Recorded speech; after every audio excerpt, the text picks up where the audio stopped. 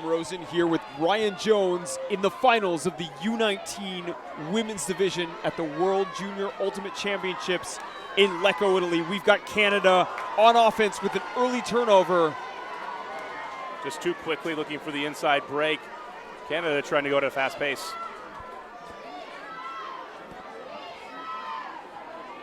USA on the run looking for the first break of the game. They'll put it deep right away. Canada with the D. Good defensive positioning from the defender downfield. USA trying for the first score, first break, unable to do so. Victoria McCann with the D, but US gets it right back. So two quick turns and US for the score, another turnover. Both of these teams trying to use their pacing and go at a very high octane pace to start this game. It's going to be important to see who can settle down and who can maintain that pace. And Canada will slowly walk it up to the line in a horizontal stack. Yao. A high release backhand and an immediate turnover, so a sloppy start to a wet game in Lecco. It is wet on the field, but the rain is barely drizzling at this point in time, unlike our previous match. Pouring down rain. Disc is still a little bit wet.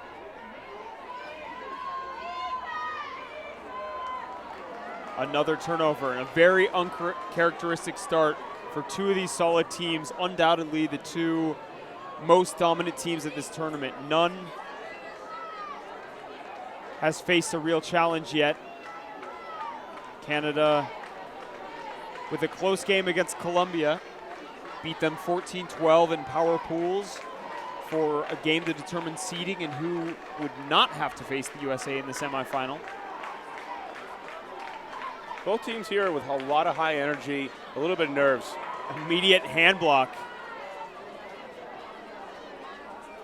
And a righty backhand over the top to put USA on board for the first time. So USA gets the break to start out the game after multiple turnovers on both sides. Both teams coming out with a lot of energy, and the US is sticking with it. They're not afraid to go at that high pace. And we'll take a look at our keys to the game for Canada. We got to make sure that Canada contains number 22 on USA, Berja. She's been an absolute beast. We saw her earlier this week, Liam, just making plays all over the field. And also, Canada, they have to come in this game with no fear, talking to the coaches beforehand. Mentally, they want them to be in a place where they make the mistake as opposed to being conservative. Take the throw that you have downfield if you think you have it. Don't clam up, don't tighten up in this game. And now looking on the other side, we also have our keys to the game for the U.S. And in this case, they have to make sure to exploit their key matchups. They have to make sure that they contain All Young on the Canadian side and utilize their depth. We talked to Kyle Weisbrod, Liam, really talking about open lines throughout this tournament. Ellen Al Young, that's number 21, is a player that the U.S. specifically mentioned.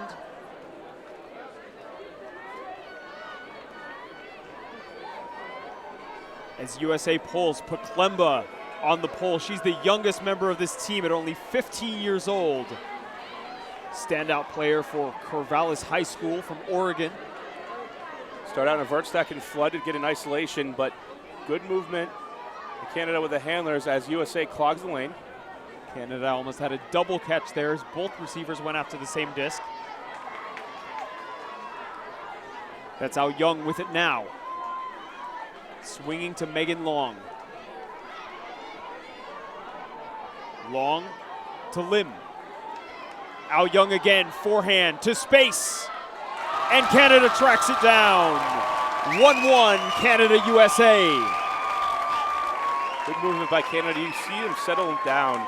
They're able to hit the open cutters and get what they want. USA comes out and tries to prevent the pole play, which they did a good job of. Canada remains patient, gets it just to the middle of the field, and then continuation, All Young puts it to the end zone. The fields at the field complex rained out after 12 straight hours of rain last night. The rain finally looks to be stopping, or at least slowing down to a drizzle for this afternoon. This will still be wet, but we haven't seen the forehand slip out like we just did in our U17 final previously. These throwers are pretty much elite in this game, in the women's division here. Both of these teams have a lot of athletic depth as well. Expect a ton of big plays in the later stages. Canada will be running very fixed offense and defense lines, in contrast to the U.S., who's keeping things a bit more flexible. I'm talking to the U.S. coaches throughout this tournament. They believe that there's very little difference between the top and the bottom players in their roster, owing to the large size of youth women's ultimate in the U.S. in general. Zone from Canada, trying to make the U.S. throw a lot of passes. That's Nin Wen with it, working with Monisha White, the handler for Stanford University. A very poachy zone. It looks like there's one chase in particular. Noemi Johnson on the mark for Team Canada. U.S. working it up with lots of small passes. Finally, White finding the receiver for the score. Great movement, gets it through. Engstad-Lido goes deep, makes the catch, and dishes for the score. Engstad-Lido, very good deep receiver, and this is just a testament to the depth of this USA squad. We expect to see multiple receivers score a lot of goals today.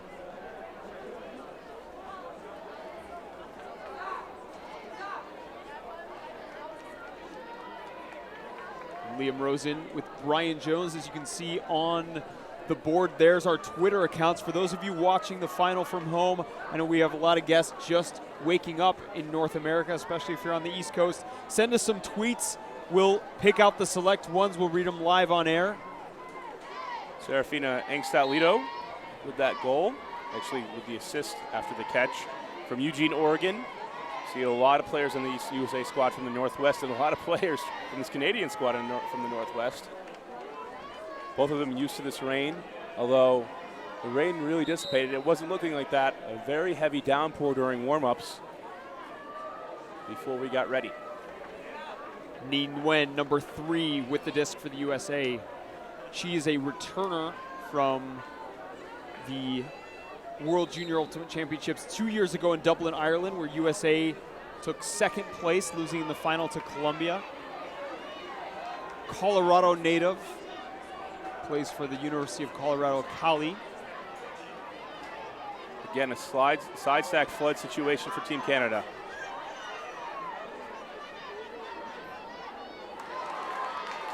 Near defense from the U.S. Ao Young finds Janest. Janest, athletic catch from Canada under constant defensive pressure from the USA. It's a floaty backhand, but McCann's able to track it down. McCann puts the forehand out to space. Kaylin Chang follows the play, able to track it down, and we're still tied up at 2-2 early in this final. Kaylin Chang, number 3, gets the goal from Vancouver. Another one of those youth players out of the Northwest, in this in North America. Played for UBC in her freshman year as they went to nationals. If you're the U.S., Brian, you have to love the defensive intensity on that point. Canada didn't end up scoring, but that was 3 or 4 opportunities that the U.S. almost have to actively get the block. I think you're going to see that from both sides. Canada had a nice offensive possession the first time around, and USA really clamping down. Expect the Canadians to continue to mix up the defensive looks, and I think the U.S. is going to come with that defensive pressure that we just saw in that first point, and it's going to repeatedly happen again and again. Looking at the replay here, the near D from USA, but McCann finds Kaylin Chang off the tip for the score. Both teams in the feeling of each other out stage. We've seen a lot of games start off with one team red hot, going out to an early lead earlier in this tournament, but both of these teams have playmakers at every single position. It becomes a while until you can figure out from a strategy perspective what you need to do, and that's why often the first half is throw a bunch of different defensive looks, and that's Canada's strategy. U.S. looking deep, Verja's there. The tallest player on the field brings it down and puts it inside out forehand to Nin Wen for the score. U.S. making it look easy. Score in 3. Declan Verza coming out of Seattle, Washington, number 22 with the assist. He went out of Superior, Colorado.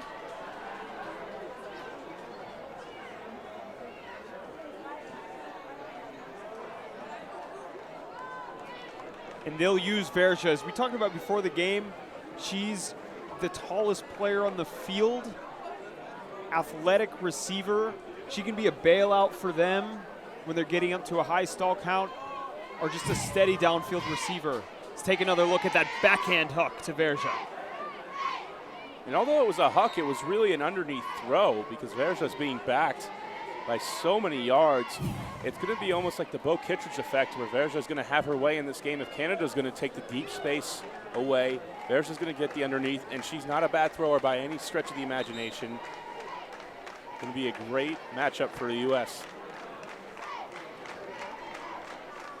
You see the U.S. often use the same line of players for a couple of points in a row. It allows players to get into a rhythm, and then they can come off and sit for a couple of points, readjust, and come back on the field. Talking to Kyle Weiss about before a game again, that it was going to be about who was playing well, not about set lines that they had established. Vertical stack for Team Canada as it comes off the pole, and we should expect a flood play, usually to a side stack to create an isolation. There's a call on the field. Tight cup from the USA with Verja as the mark. Very tall cup. All of the players standing around, not much room to look over. Violation will restart play. Genest swinging it across the field. Hand block from the U.S. And Poklemba overthrows Verja. She can't catch up to that one. But good defensive pressure. Piper Curtis grabs the block. You like the fast break. It creates an opening. It's just a matter of now hitting the throw for the U.S. It's a missed opportunity. So Genest will walk it back up to the line. Canada has space open in the middle of the field deep, but may not be able to hit it at this moment.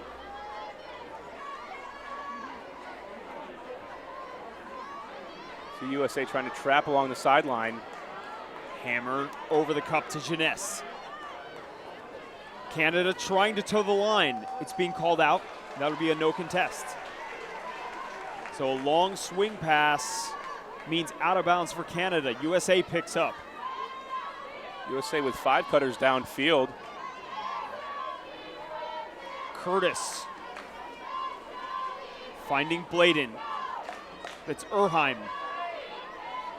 Erheim swings. Poklemba. Poklemba activates the dump, looking up line. Bladen. Looking for the push pass to Poklemba. USA extends their lead to 2, 4-2. And you see the youngest player on Team USA at 15 years old. Poklemba scores. Really comes down to the thrower. Great cut by Poklemba. Able to find the space. The thrower, Bladen, is able to box out and give herself enough position for the easy backhand. USA keeping the spirit and intensity high. We watched them before this game, Brian. They were doing a mental toughness circle. They gathered together with one of the coaches, Moses Rifkin, and did about 10 minutes of visualization and positive energy. Timeout called on the field. So we take a look at the replay. Bladen, no options. Wanted the blow-by cup from Poklemba, just able to get that quick push pass off as Genest was boxed out. Timeout on the field for Team Canada, down by 2 against USA. This is Sky Magazine's coverage of the 2014 World Junior Ultimate Championships.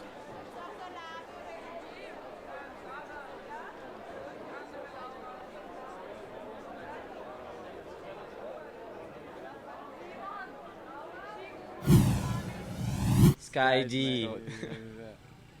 Skyed magazine. Skyed magazine. It's Skyed. It's Skyed. Sky D. Sky D. Sky D. Oh, skied? Skied. Skied. One word. Skied. No, you say Skied. Skied magazine. Skied magazine. It's Okay. Skied. Skied magazine. Yes. Ja, voilà.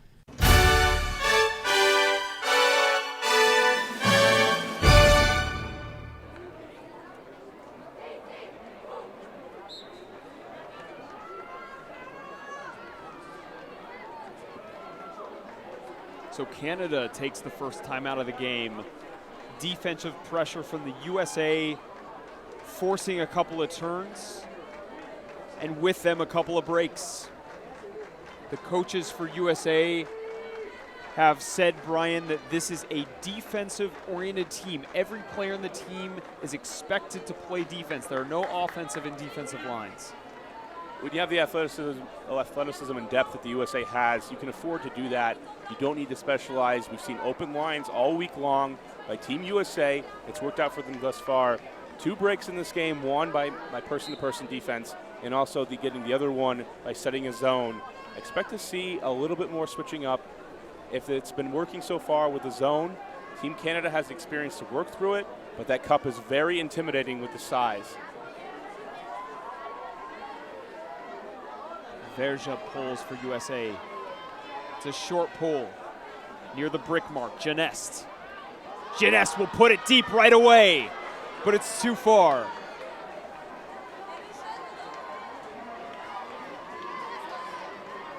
Looking for the opportunity deep. Had the receiver open. Team USA is going to be forced to go the entire length of the field. Team Canada needs to bring it on defense.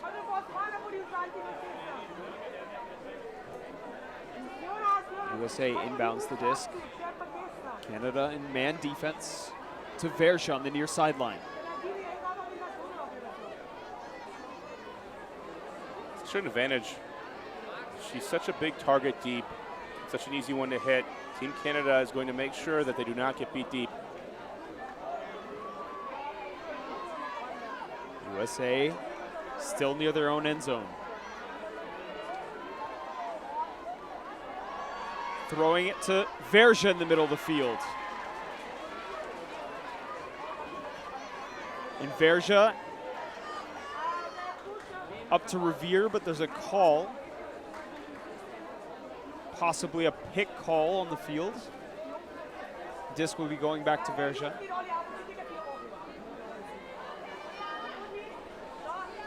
Genest is going to have her hands full guarding Verja.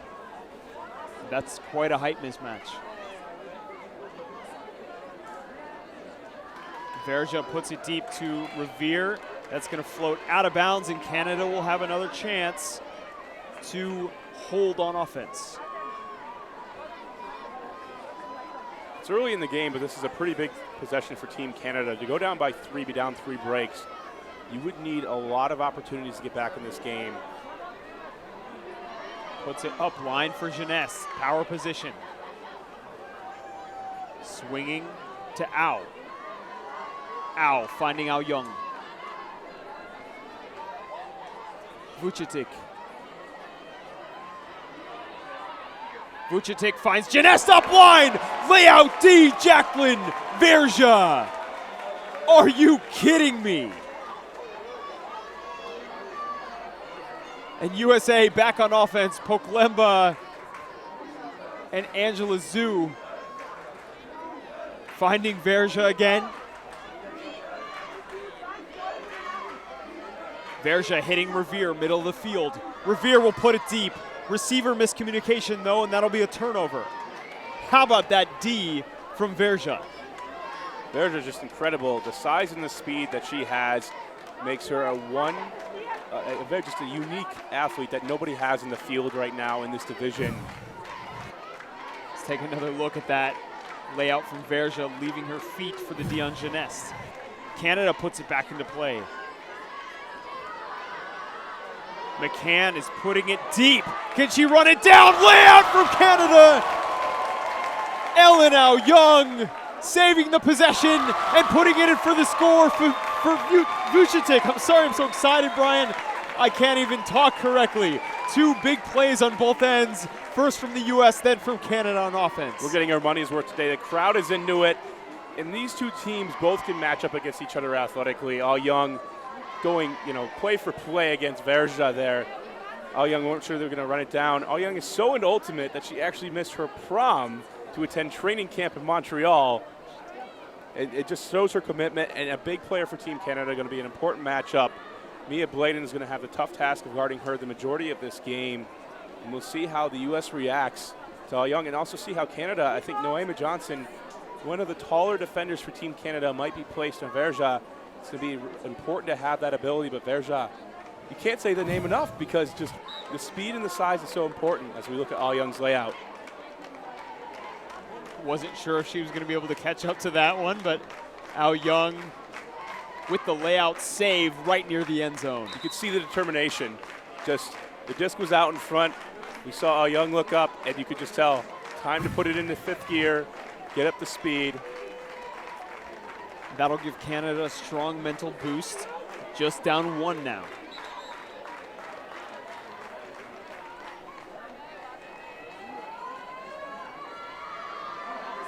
The rain has started to come down a bit more heavily now. Wind is still very still, steady, not much movement. Players have got to make sure they're able to throw and catch. Ni Nguyen to Angsat Lido. Angsat Lido is going to put it deep, but it's too far. USA sliced through the zone very quickly. Found the open receivers, no problem, no hesitation. Sometimes you get to the end and you just threw out the pass just a little bit too far. We've seen that from the missed execution early on in the game when they could have had their first break.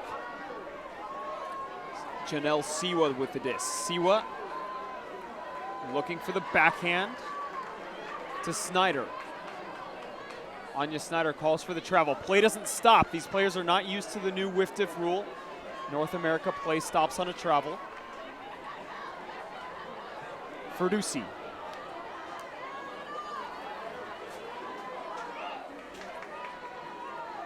To Long.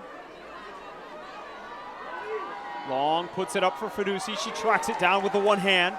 Canada now far sideline. Ferdusi with the forehand to Lim. Canada now about 10 yards out. Swing to Long. Long forehand. USA defenders there. Canada right on the end zone line now. There's a call on the field. Possibly a pick call in the stack. So Siwa with it on the end zone line, looking for the up line. She puts up a blade, but it's tracked down. Is that a goal? Anya Snyder. The hammer was actually hand blocked, but Snyder follows the play and comes down with the catch. Canada ties it up 4-4. Canada taking advantage of that USA miscue. You'll see both teams be able to do that. There's enough depth on both sides that Canada is going to be able to run with this team through the entirety of this game. And when you build a defensive first team, sometimes it looks a little ugly. And for USA, when they've had their miscues, it's been a little too far out in front, just a little bit too fast and pacing in their offense. They still have the athletic advantage, especially with Verja, and it's going to be important for them to continue to promote that defensive first mentality.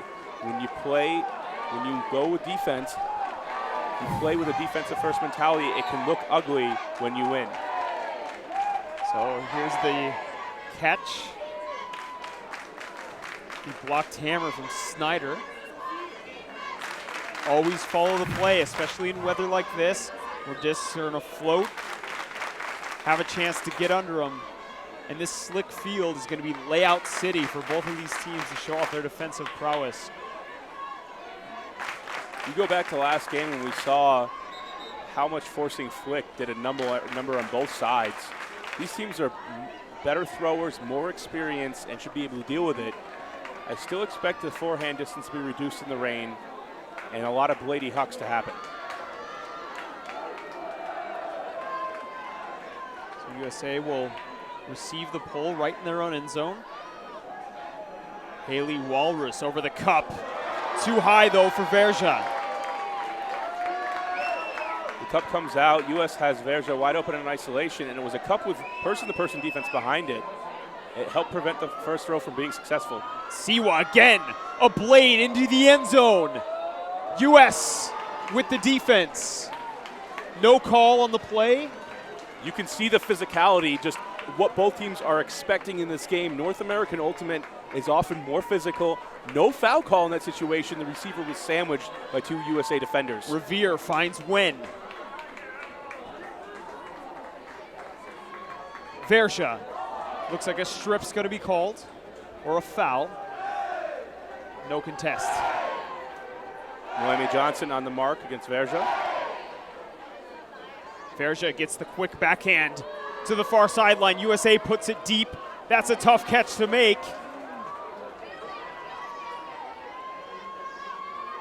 Friedman Coleman to Poklemba for the score. USA answers back 5-4. Turnovers on both sides. USA just happens to put it in. Canada had a golden opportunity to go up by a break and go up 5-4 themselves after the turnover. USA getting it back and fighting through.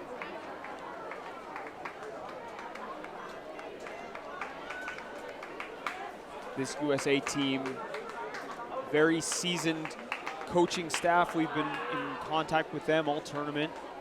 Moses Rifkin, former Sockeye player. Kyle Weisbrod, longtime coach and commentator, ultimate analyst. Jamie Newer. USA coaches in very close communication. They've been using radios on the sidelines to call out the plays, make sure everyone's on the same page. And it can be tough in a crowded stadium with lots of cheers like this to make sure that your communication is on point. It's one of the things when talking to the Canadian coaches, Caitlin Levatt, Carlo Di Filippo, about their teams. They hadn't played in a stadium atmosphere before. They haven't played in front of this crowd. There were nerves by both teams on that first point, but I don't think we're seeing any nervous energy in this game after that. Lovett and Di Filippo were assistant coaches on the U23 national teams. Both play for the Capitals out of Ottawa. It's Canada on the run again, looking to even it up. Genest. Very flat marks. Chung saves this one. Straight up force, and you see the U.S. defenders forcing the Canadian receivers out. Meaning they want the deep pass to go up and use their athleticism.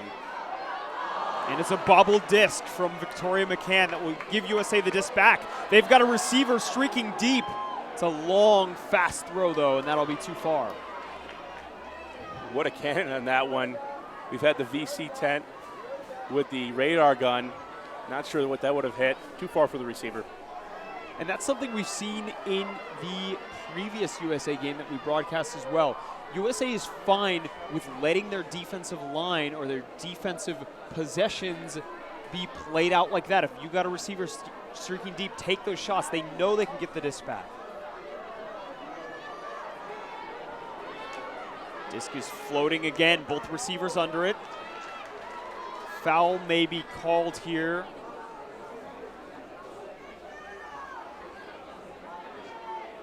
Claiming that Piper Curtis went over the top. Curtis did swipe at the disc. Not sure if she got contact. Will be no contest, so McCann will put the disc back into play. McCann is looking for Genest up line. No dumps for the Canadians, and they finally get the pass off to Judith Yao. Yao again for Genest up line. Saved, though, by Naomi Morsila. Back to Genest. Genest a couple meters outside the end zone, right on the line now. Gets it in for the score. I believe that was Kinoshita with the goal for the Canadians. So they even it up in both teams. No one able to gain a clear advantage, trading points. Canada goes right up the sideline against this U.S. defense. After they had the opportunity, U.S. needs to do a better job of preventing the upline cuts, preventing the cuts to the force side.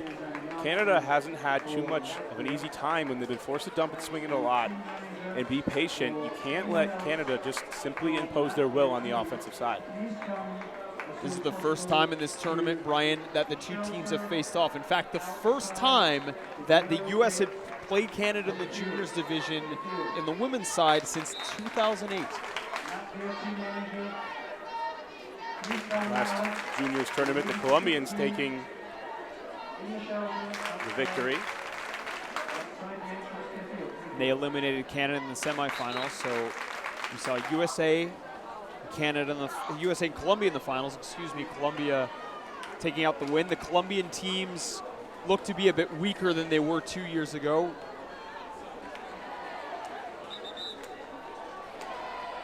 Not making it to semifinals this time. Canada beat Austria in the semis. USA easily dispatched Colombia. So neither team with a real challenge in their semifinal matchups. Canada has been switching their defensive looks, coming with a lot of zone and a lot of different person-to-person defenses. And here they're going to go straight to person-to-person. Monisha White finding Friedman Coleman, the Amherst player, into Verja. Verja's going to put it deep. Leah Ferris, can she track it down? Yes! And Ferris with the huge celebration. Verja with the undercut. Don't know if that was planned, but it sure did look like it. Verja comes underneath, boom, turns around, right there for the flick huck, right into the hands for the score. Those timing plays are very difficult to run. That's a sign of chemistry, or it's a sign that USA likes to throw a lot of hucks, and this one ended up working. Either way, for US, it's going to be a goal.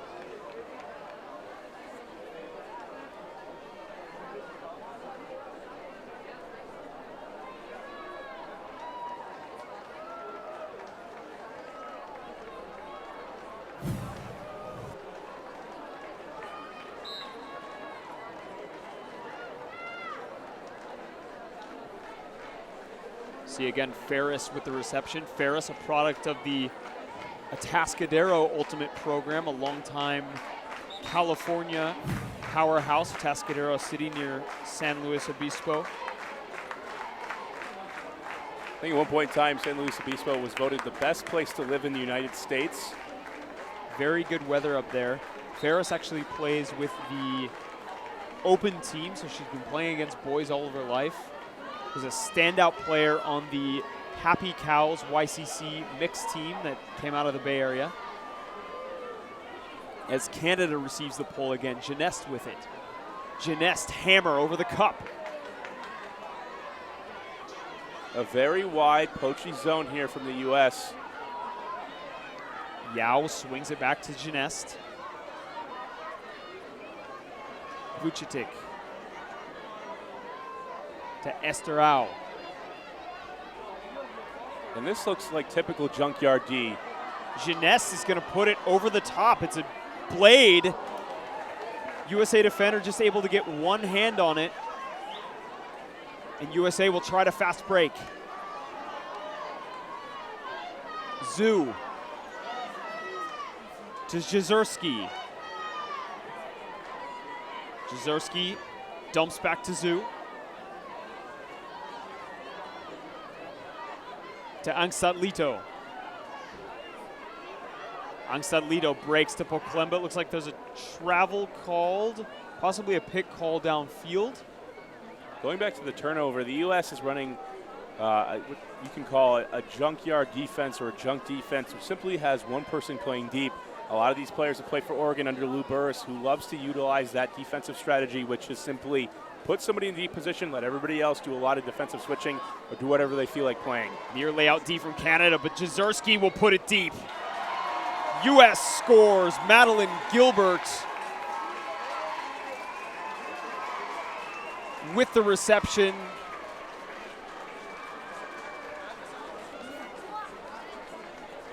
(7-5), USA up 2.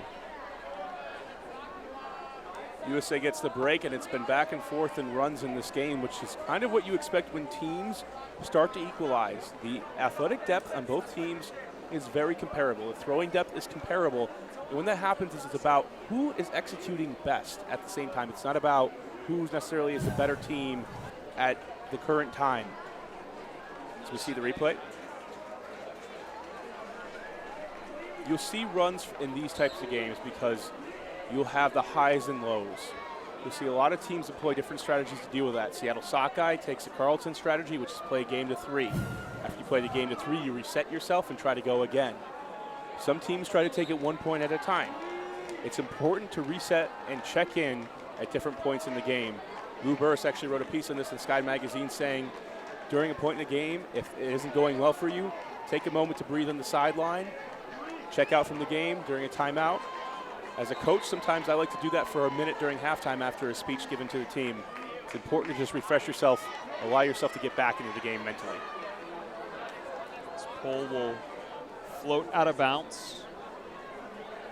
As the Canadian team on offense.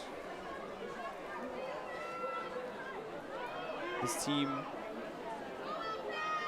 has great chemistry.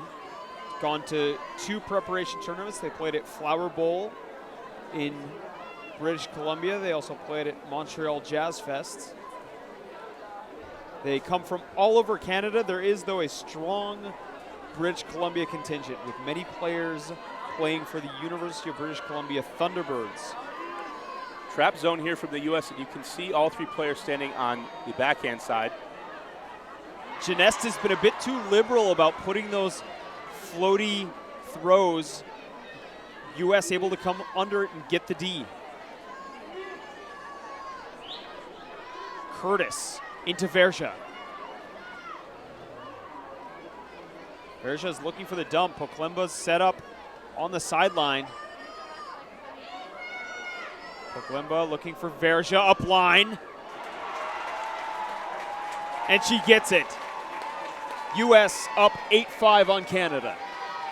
You can't say enough about Jacqueline Verja in this game, whether it's with the throws, with the Ds, or with the goal-scoring ability that she has. They're so worried about her getting the disc and throwing it or going deep that when you come back into the handler position, you're just not used to playing up-line defense. The Canadian defender is out of position. Verja has her way. She has the size, the ability to box out her defender as well. Very difficult unless you body up early on in the possession.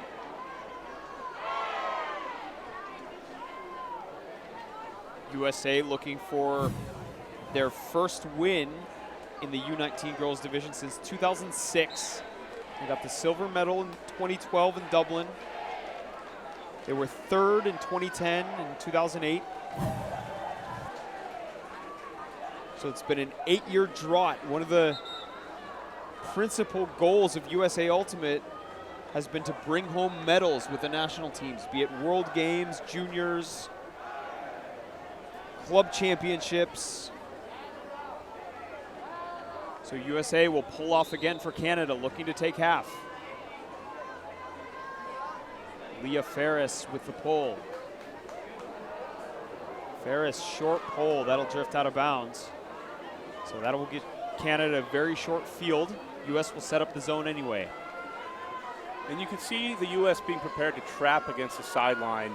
They're using a 3-person cup with the wing coming in for a 4-person trap. And they did this the last possession, and it worked for one throw where Canada had the turnover. Canada flustered, no way to get it out of the cup. They finally get off the swing pass. Can she track it down? Yes. Great catch from Chung. Gets it over to Vucetic. You can see now the defense all allowing Canada to go to the far side of the field, giving them tons of space. They can be handler crashes. Blade up in the air, and U.S. has done a great job on defense. There may be an injury on the field. That was a very big collision. Non-intentional, knocking the Canadian player down. I'm not liking the amount of blades from Canada here. I would like to see something more like a low hammer or scuba, something that's not going to sit up in the air as much and let the USA get under it. That was Laura Kinoshita with the injury call. She's going to go off the field. Kinoshita is going to be replaced by Jada Lim. Ferris is also going to take a substitution for the U.S.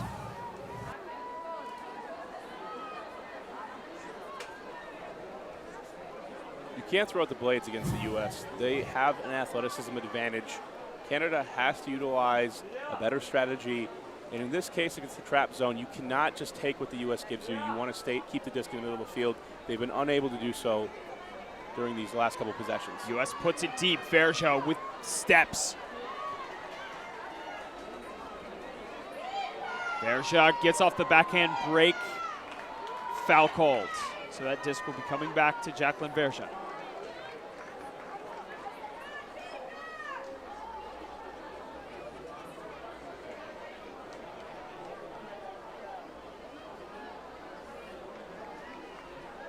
Looks like that was actually contested, which I don't know how you can contest that. That's a textbook marking foul. Poklemba. Curtis. Bladen. Bladen looking for Poklemba again on the dump. Finally gets the dump back off to Walrus. Walrus! Near layout by Curtis, but Curtis can't save it. Drops the disc on impact. Canada will try to go through the cup again. Layout from Poklemba. Looks like a foul is going to be called. Poklemba is down. I think she injured herself on that layout. She may have just knocked the wind out of herself.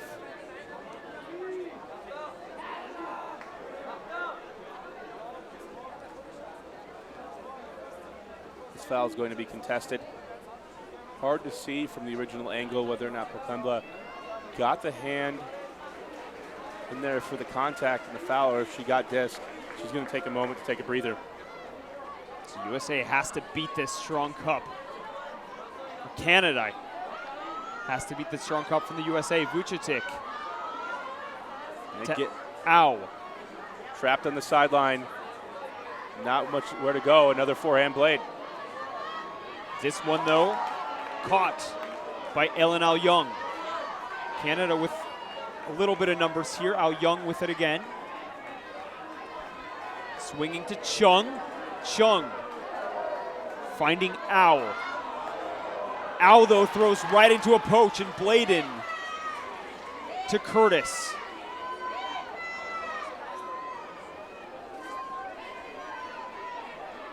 Ball downfield. There's some discussion going on. Play hasn't stopped.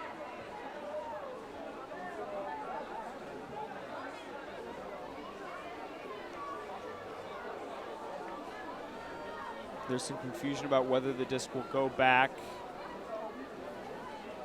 to Walrus.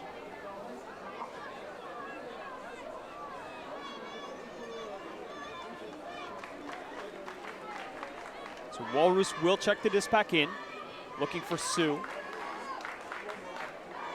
Sue dumps back to Walrus and clears out.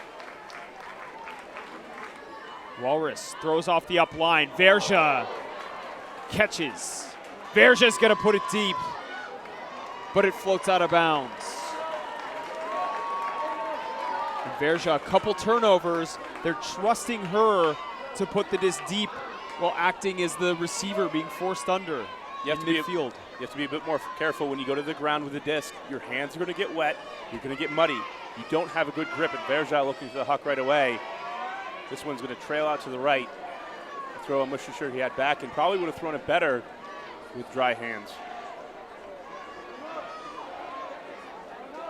U.S. setting up the trap cup on the sideline once again. Canada having a very, very tough time with this cup. Judith Yao will bring the disc in. For any USA fans that have been paying attention to the past club championships, double wide utilized this zone as well as Florida, trying to trap against the sidelines. Sockeye has also used it in past years. All the teams relying on very tall players in this cup. Canada, though, breaks it open for the score. 8-6 Canada. Jada Lim reels it in. So Canada staving off half for now. The problem when you utilize those trap cups is that if they're able to get it through, they have a wide open off to the races opportunity, which is what Canada just took advantage of.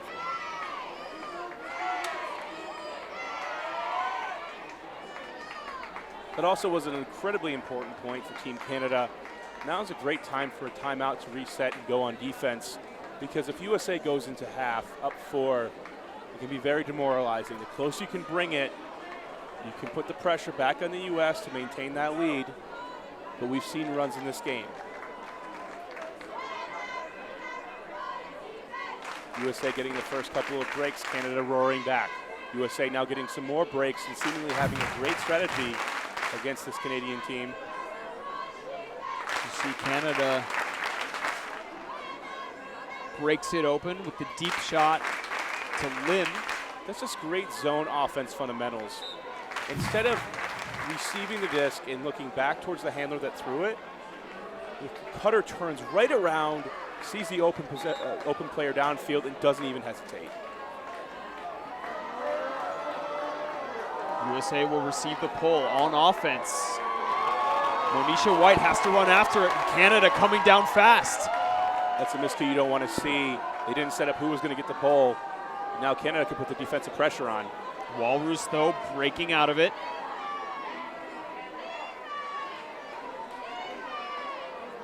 Walrus over the top to Nguyen. Walrus is going to put it deep. She sees Angsat Ledo, her teammate, on fugue. Leto toes the line. Back to Walrus. Walrus backhand, USA very close now. And Revere throws it in for the score, back to Walrus. Haley Walrus was everywhere on that point for the U.S. Excellent throw to set up the score first to Angsat Ledo. Walrus assesses the situation, had 2 receivers going deep, where the cutters were even with the deep. And Walrus just puts it right on the money. Angsat Ledo makes it a great catch on the sideline. USA takes half 9-6. Walrus may be familiar to some viewers as her layout catch from the USA Ultimate College Championships became the first women's play to be broadcast in the Sports Center Top 10. She's part of the Oregon contingent on this team, working very well with her fugue teammate, Serafina Angstat Leto. So Brian, we'll go into our halftime break now. I'm Liam Rosen with Brian Jones here at Skyd Magazine's broadcast of the 2014 World Junior Ultimate Championships women's final. We're going to go now to our correspondent, Raquel Tojnerova, with Coach Kyle Weisbrod from USA.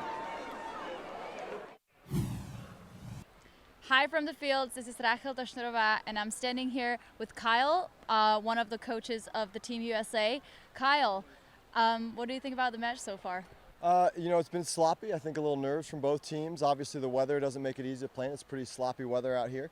But I think that we're executing our defensive game plan really well. I feel really good about our defensive pressure on them from all of our looks, our man looks and our zone looks. Canada is probably the matchup that you guys have been waiting for. What do you think about their play so far?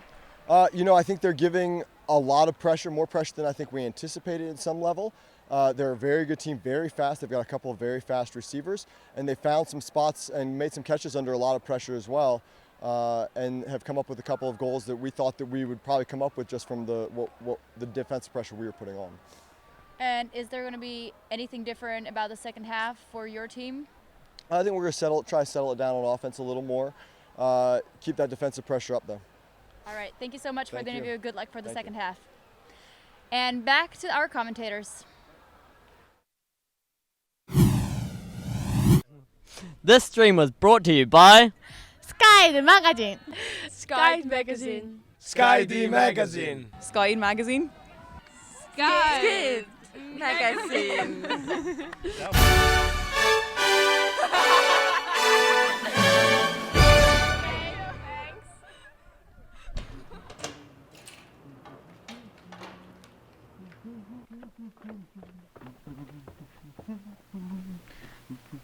Mail time, everyone.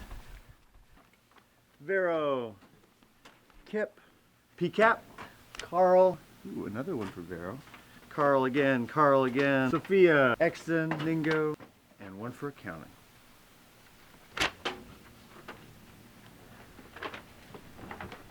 Using your touch pen.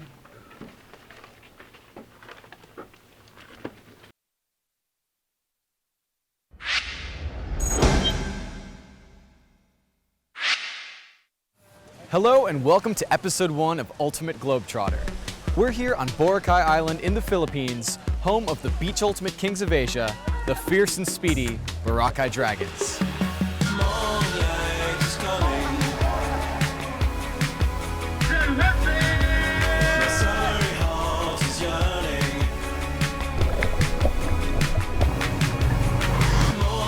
I think running on the sand's going to get easier, but it doesn't. So we are on our way to check out some cockfighting. It's not for the faint of heart. Boracay Open has always been the turf of the Dragons. Most of the players are based here in the island. It's second nature to them to run on the beach. When we train almost every day. High knees in the water, swimming, sprinting on the beach. Do this after every single practice. You know, it's what they do. They're beach ultimate players. Movement is like, I 1 and 2. The only thing we ask from them is to train. Train hard and play hard. Come on, younger boy. You have to think that this is already the championship game.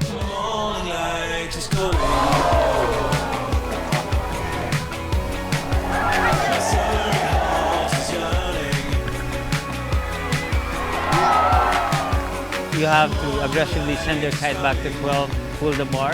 We're here at Mandala Spa and Villas, about to receive an world-class massage. It's not just about the game, it's also about our lifestyle here in the island.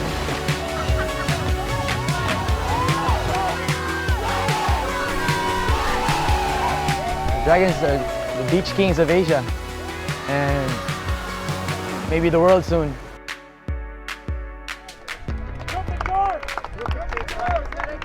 It's now time also for us to share to the world what we know about Beach Ultimate.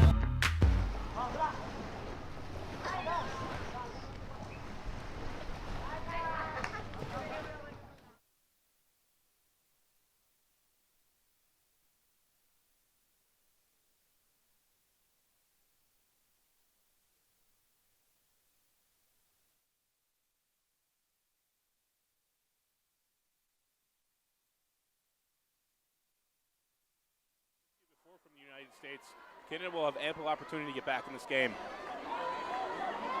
Canada, though, overthrows their own receiver out of bounds, and USA with a chance to go the other way. It's the dump off to Walrus. When the USA and you have that athleticism, you don't need to be worried about every single possession. You know you have the defensive ability to get this back. Turnover from the US. Canada will put it deep. When though is there. This is very reminiscent of the first point of the game with several turns on both sides. Walrus to Dunham. Back to Walrus. Revere. Wen almost bobbles it, able to recover. Walrus again. Dumps off to Revere. Revere backhand. Walrus laying out, not able to save it. So a couple turns from both ends very quickly. It seems like both teams did a good job of pumping themselves up at halftime, and they brought the energy, but energy is not what they need. What they needed is relax and offense perform. It's a very early clear out from Canada, but they get the up line off. Great up line cut from Snyder. Defense. USA, that's Zoe Friedman-Coleman, gets her body in the way for that D. Same third huck and multiple defenders in the area. Dunham looking for the dump, finding White. White to Verja. Verja to Wen, very athletic grab amid pressure from Lim. Wen far sideline, puts it deep. Canada tips it. Looks like there might be a foul on the throw. Disc is coming back.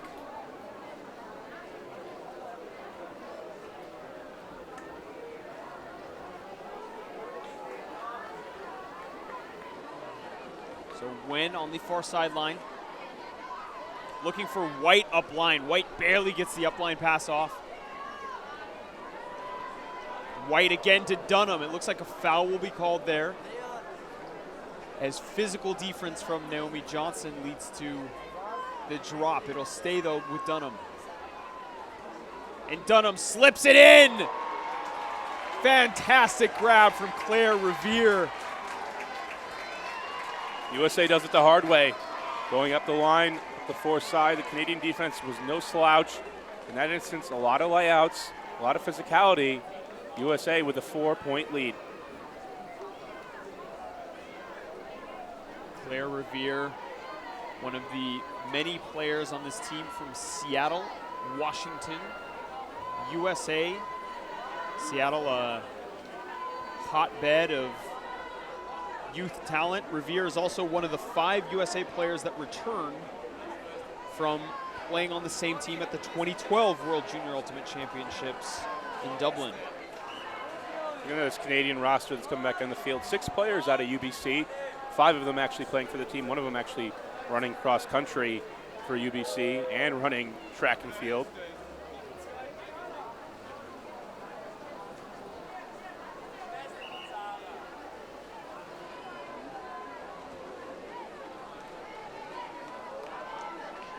Time for Canada to respond. They're down by 4. Offense needs to feel comfortable, and then defense needs to find a way to roll. Talking to the coaches before the game, they were all about mixing up defensive looks. They're going to need to continue that. Genest to Au. Au holsters it. Layouts from Ellen Au Young. It's her second fantastic layout. Au Young now putting the disc to space. It floated a little bit at the end. We thought that Victoria McCann could have possibly had a chance on it, but the winds will swirl in this stadium, and which is why you'll see some funny behavior, especially when you get to the corners. It depends on where you are. You won't see a consistent crosswind. And the rain is starting to pick up, and some wind we can see in the trees in the distance.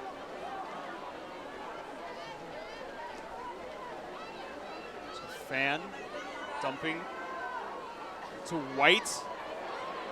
Nice inside break to Gilbert.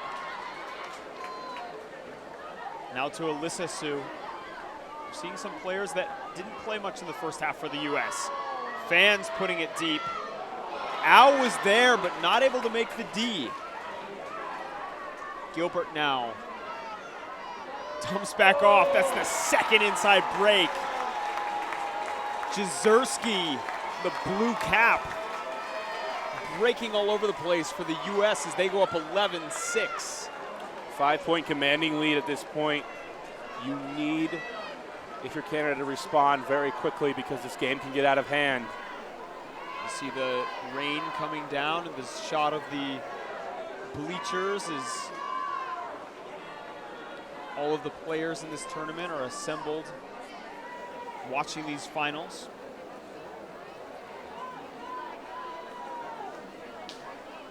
Sadie Jezierski, though, coming up big on that point.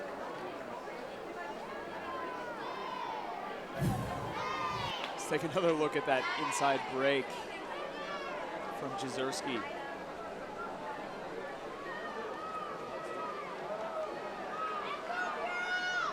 Jezierski out of Westfield, New Jersey.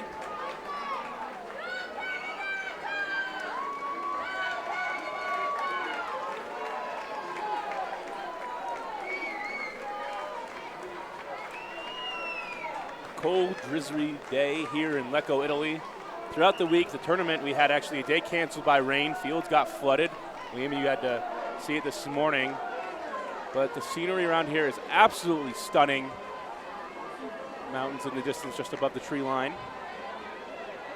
So Long and Carbonneau working for Canada against the 4-woman cup.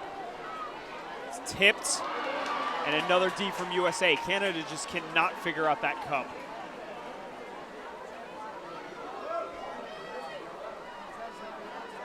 Zhu to Curtis. When you have tall and fast athletes and you can put them in a cup like that, it just makes it hard for the thrower to see Canada has options, but they can't find them. Verja dumps back to Zhu. To Verja. Verja finding Wen. Wen very close to the line now. Right on it, in fact. A push pass to Walrus for the score. USA still rolling up by 6. This game has gotten out of hand, and I think it's a time for a timeout for Canada. Looks like they will take one to regroup. USA's used their height in that 4-woman cup that Canada is just unable to figure out. Here in Lecco, Italy, I'm Liam Rosen with Brian Jones. The women's U19 final at the World Junior Ultimate Championships.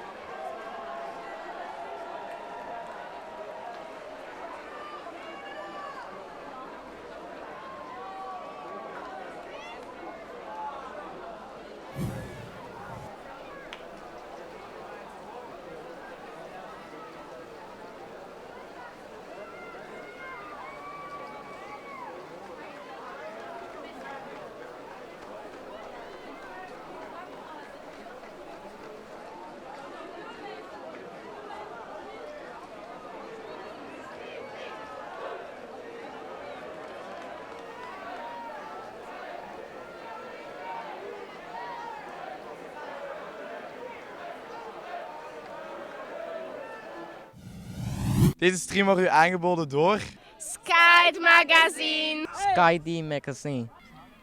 Skyd? Skyd Magazine. Skyd Magazine. Skyd Magazine. Skyd Magazine. Perfect. Good luck with the rest of the tournament. I know.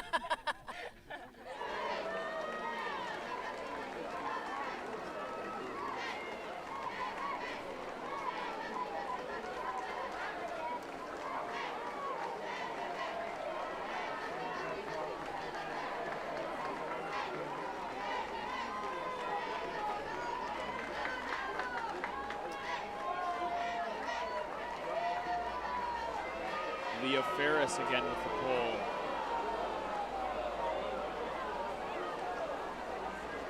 Land about in the middle of the field, so give Canada a short field. USA back to person-to-person defense. Gineste puts it deep right away, but it's too far. It's the second or third overthrow we've seen for her in recent times. USA in control. This is the point in time in a game where you need someone on Canada to make a huge play to get the energy up and feel confident once again.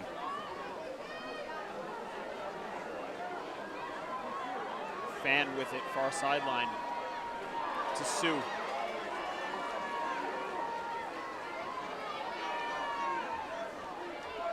Sue finding Dunham. Dunham to Angstad Lito.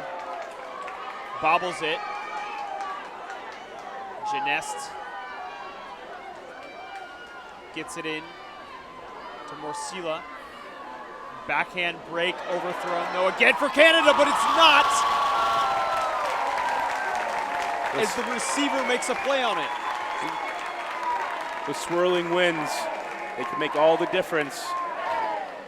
One corner, it's going to float a disc that a receiver wanted for Canada. The other corner, it's going to hold it just long enough for the receiver to get underneath. When you look at teams who are down or players who aren't playing as well, they talked a little bit about this with Michael Jordan, how when he wasn't shooting well, his job was to go back in the defensive end and get it done. And why does that work? It's because it's a different mentality on defense from going, if you're on offense and things aren't going right, you can start to think a little bit too much, hesitate a little bit too much. Canada here came back on defense, got the block. They can go back to just reacting to the game. They're no longer thinking about it, they're just making plays. And that's what they need to do, especially because they need to produce turnovers in the first place and then get those breaks.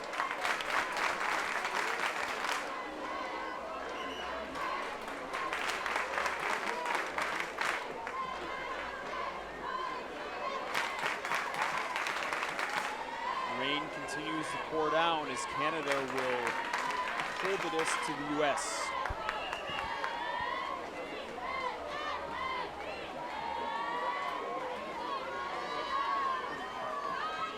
Pull inbinded by White to Walrus. Walrus puts it deep for Verja. Disc will float. Verja tries to make the reception, but good body position by Janelle Siwa to keep her out of the range of that disc. Siwa, despite great technique and great box out, Verja almost gets the catch. Siwa up line. Wager tracks it down. Wager, hand blocked by Revere.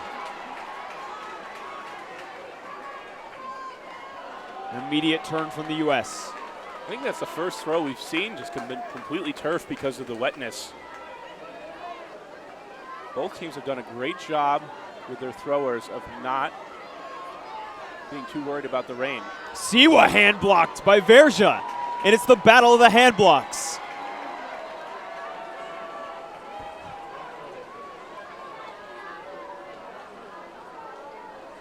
Walrus will pick it up on the far sideline. Walrus dumps off to White. Back to Walrus, one-handed grab, making that one look easy to Revere. Back to Walrus. Walrus running the show for the U.S. Easy dish to Poklemba. Once the U.S. gets moving, they're hard to stop. Both of these teams are excellent at working the fast break. USA uses it to their advantage here, up by 6. You can tell the great coaching of Haley Walrus, looking like a player, honestly, twice her age with how she's moving out there on the field. You can attribute that to her time spent developing, playing in high school, as well as being a freshman on the University of Oregon Fugue squad. See again this replay from the box out from Janelle Siwa. And then Walrus going to work for the U.S.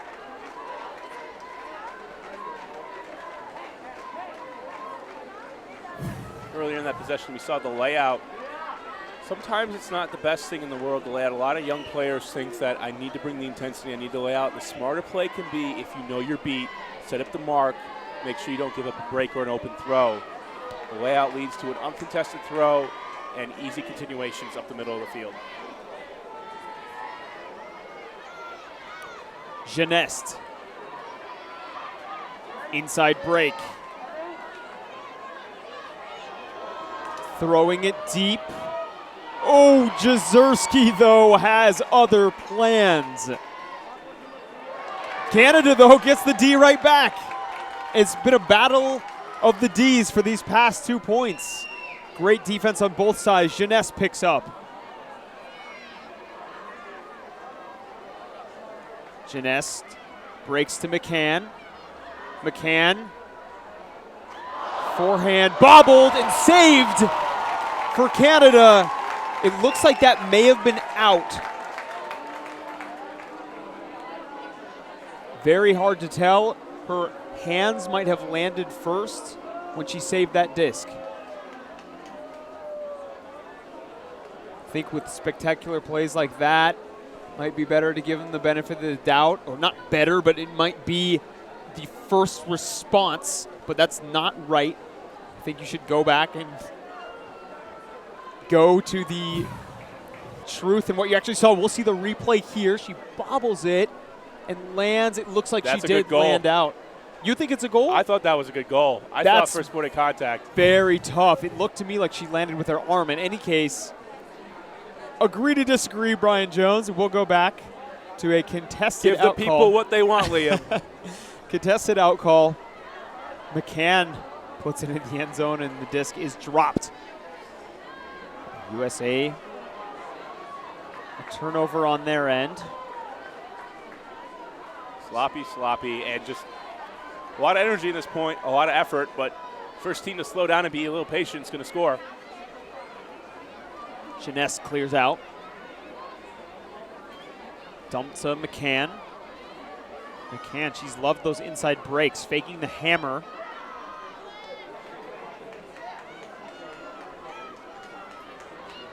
Vucetic. Vucetic, up line, layout! Oh. There was a collision in the end zone. Both of the players' heads. Sadie Jezierski looks to be getting up. That was just a case of the defender not knowing the layout was coming. They're going to call the coaches over.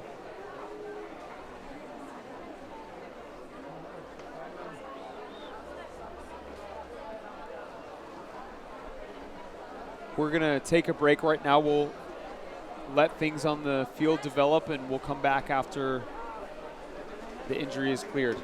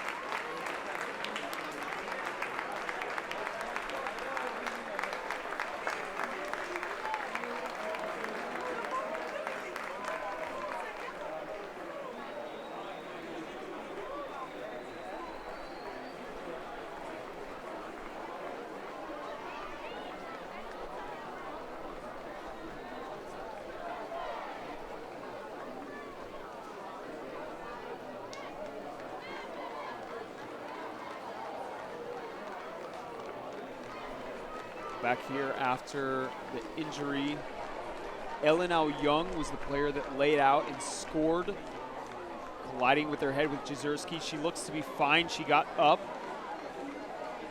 Just a bit shocked after that tough play, but she's now getting her team pumped up to get back in this game. 13-7 USA over Canada. And that was a fantastic layout from Al Young. She's been huge for Canada all game. She was the player that USA knew they had to stop.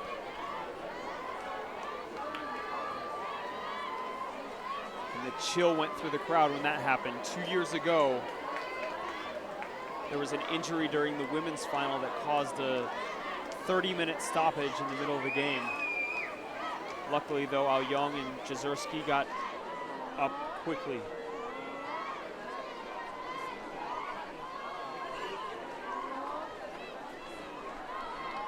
So, Brian, the question now is, will Canada be able to recover from the shock of seeing an injury like that? Some players visibly shaken up on the sidelines. It's very tough to recover when you're in that situation, when you think your teammate's in danger. It takes your focus off of the game. And it's glad to see that Al Young is all right. Alicia White. Angela Zhu laying out to save that one. Zhu looking for the dump. Hand block from Canada. Maybe a strip call.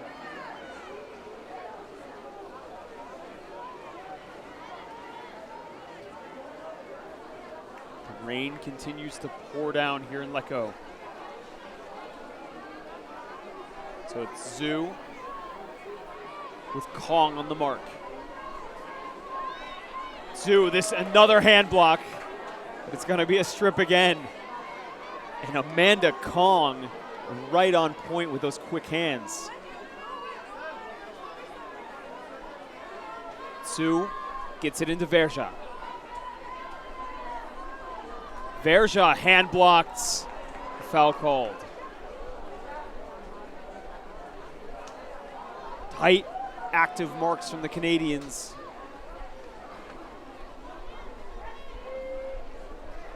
Verja with it, far sideline.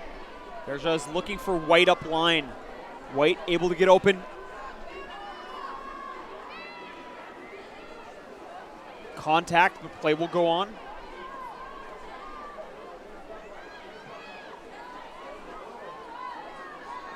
White gets the dump off to Walrus.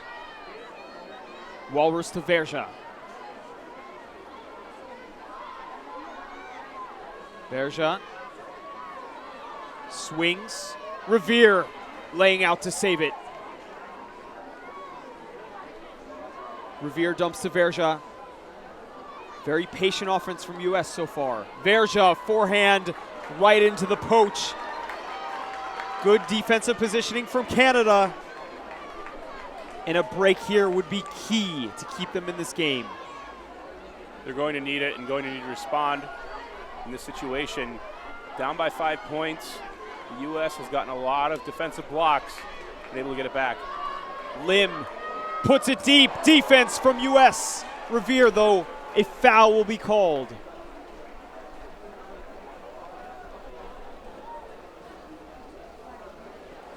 It's Carbonneau and Revere discussing the foul.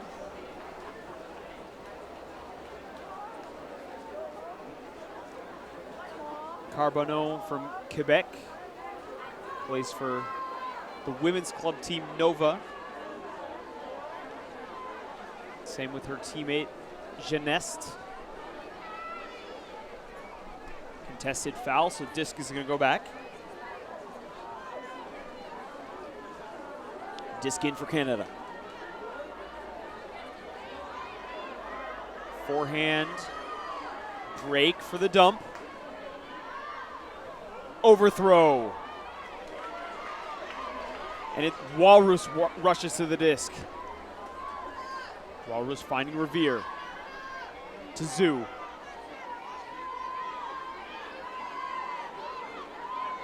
Zhu looking for the dump. Back to Fan, to White, to Nguyen. Nguyen hand blocked and a foul called. That's the fourth one we've seen so far, Brian. Very active, tight marks from the Canadians. U.S., though, has gotten all of them back. It's great defense all around by both squads. White to Revere. Revere puts it deep. Miscommunication, though, and that throw will go to no one. Again, we see one of these points where both teams can't find a way to execute. It's as if they're just waiting for the opportunity to fall in their lap. They need to be a little bit more deliberate on offense. Again, this is what happens when you build a team suited for defensive play. They're going to make mistakes on offense, and if they win, they're going to win ugly. It's not going to be pretty. It's not going to be a clinic on offense. They're able to dump swing the disc around. USA is trying to impose their will using their athleticism. So Canada trying to move the disc off their own end zone. Lim with it now. And a drop from Carbonneau. White will pick up. Wanting to fast break. Gets the backhand to Revere for the catch. USA 14-8 after a point with numerous turns on both sides. USA still in control, now up by 6. They have the game in their hands. Canada has not looked comfortable enough on offense and not been able to get the blocks and defense to generate the breaks they need.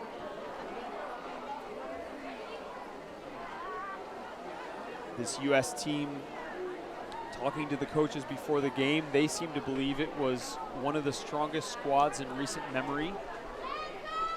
They attribute that to preparation, team chemistry, and just the general recruiting class that happened to come out this year. 5 of these girls repeated from the silver medal 2 years ago. There were about 100 girls that tried out. Players had to send in applications. 40 were selected for a closed tryout.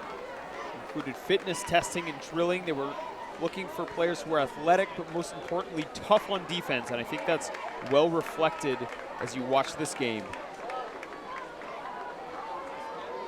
Ferris pulls for the U.S. It's a roller. Geneste with it, Geneste. Another Quebecois unable to find her receiver, Kinoshita.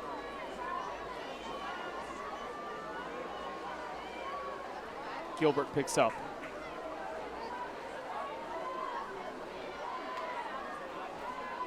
Dunham. The flick is tipped by Canada. Kinoshita with it. To Geneste, overthrow. Sue picks up. Both teams wasting no time, and it shows. They do well to slow down. Rush throws, and it's just been something we've seen in the second half.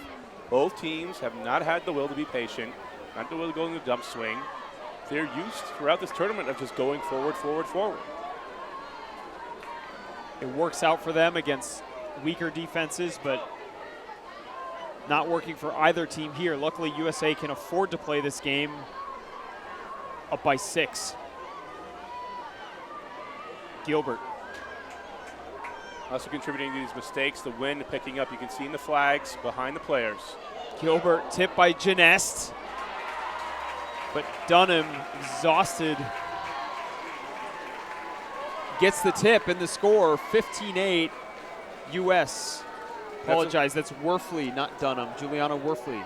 That's a heartbreaker for Team Canada. They're trying to stay in this game, trying to provide the energy, and USA has grabbed complete control and doesn't look like they're going to relinquish it.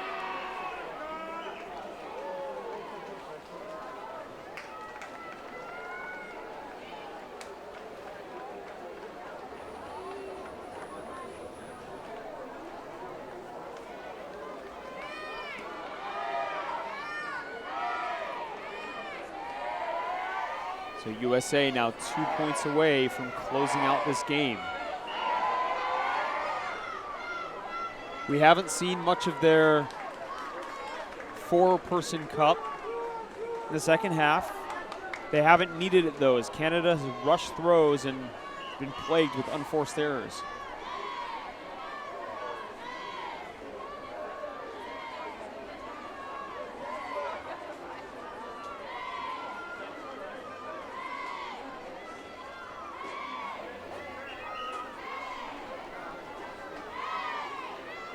Lin Wen pulls for the U.S.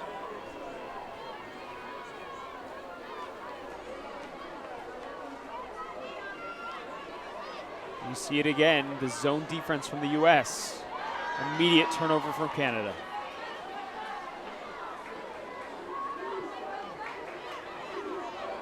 Bladen to Werfley.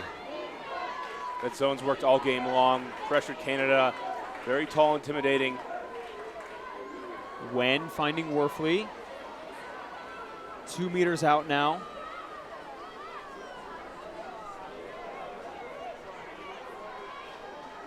To Bladen. Bladen trying to get the dump off to someone. She'll be forced to put it up. Eventually Haley, actually that's Erheim. She'll get free. These outline numbers, as you see here on the stream, are very hard to read, especially in the rain. Kudos to Canada for printing solid numbers. So USA just 1 point away now from the win, up 16-8. Early on, US took a 4-2 lead. Canada tied it at 5, actually at 4. USA then regained the lead and has not looked back since, taking half, 9-6.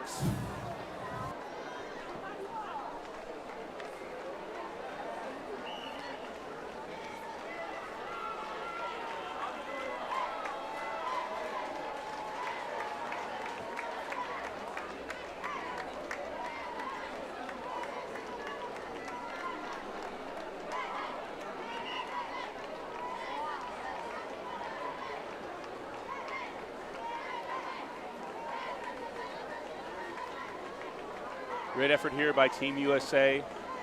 The athleticism we expected. They brought the defense, they played their style. Team Canada hung up, was able to keep up early. Just not able to provide the offensive consistency and deal with that USA zone.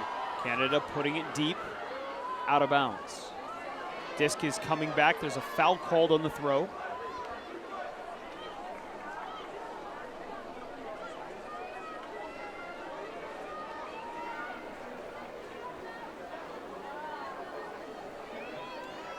Yao. Looking for Genest.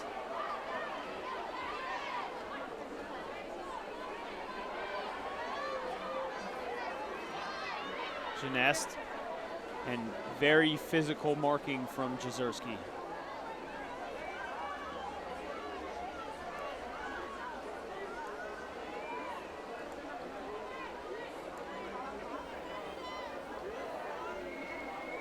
Genest checks it back in. Genest will put it deep. 2 USA defenders over it. However, Elinau Young brings it down.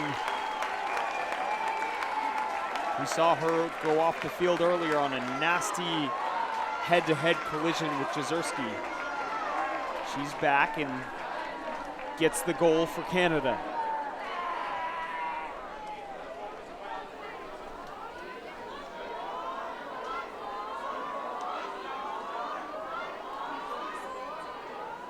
Canadians get 1 in this run by USA. Sticking with it. Great effort by this Canadian squad. Telling the coach before the game they wanted to give a big thanks to the Montreal Royals who helped them out in fundraising events for this tournament. And just in general, talking about the support they get from Team Canada. Great to see the juniors out here competing in Lecco, Italy.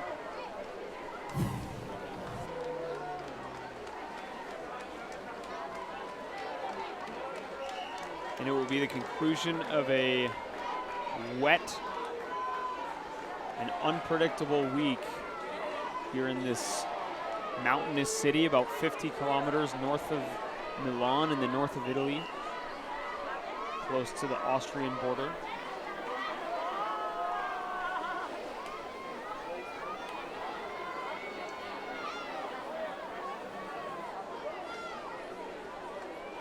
Short pull from Canada. Werfley and Walrus working with it.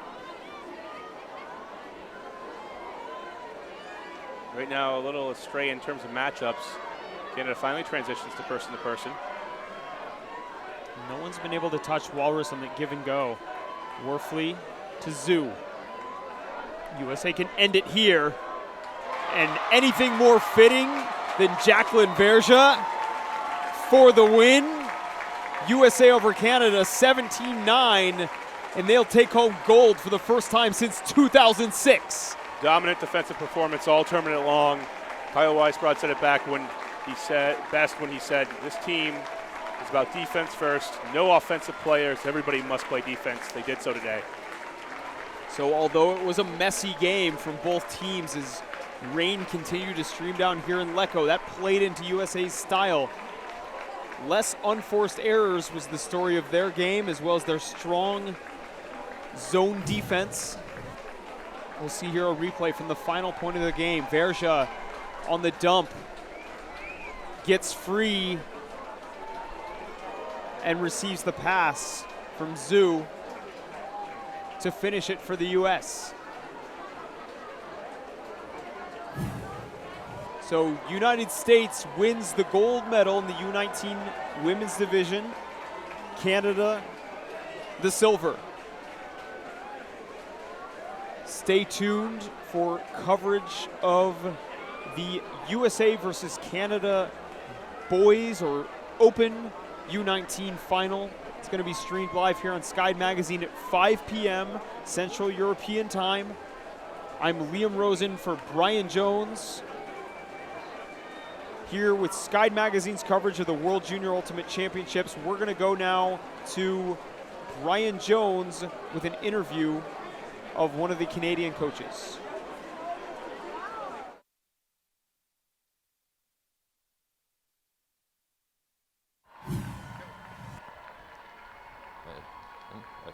I'm here with Canada's team manager, Rena.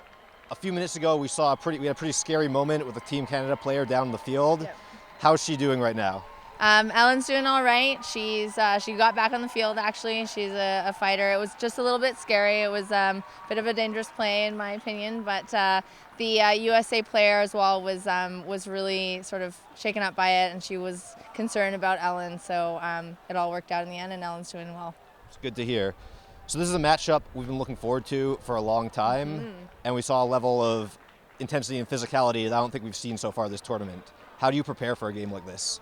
Well, we obviously watched a lot of the USA games. I ended up watching the USA-Japan game that the USA team actually just killed Japan, and so we looked a lot about which players we wanted to match up against, what kind of zones do they do, who are there, what sort of offense do they run? Do they want a flow hoe stack? It looked like kind of West Coast style. Probably due to Kyle's influence. So we just kind of watched how they were running things, and we were able to prepare well against their defense and their offense as a result.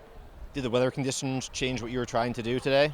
No, actually, our plan was to sort of mix it up the whole time, do a couple different zone looks, try some man-deep, forcing flick, forcing backhand, and so the weather actually was an advantage until a point, I would say. A lot of players come from Vancouver, and we play in this kind of weather all the time, so it didn't affect us at all. Now that the tournament is over, how would you sum up the tournament for Team Canada? It was a really fun tournament. We had a really great time playing all the teams from around the world, and for most of the girls on the team, it was their first Worlds, and so it was a phenomenal experience for them.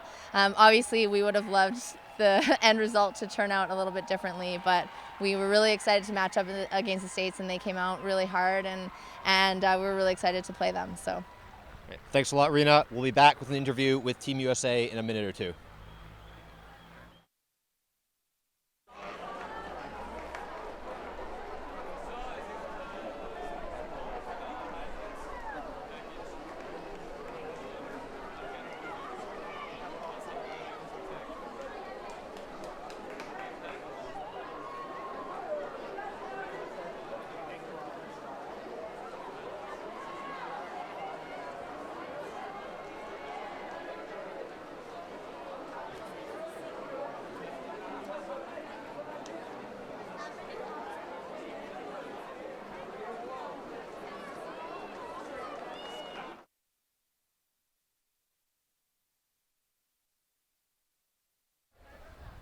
Hi, I'm back with one of the American coaches, Kyle.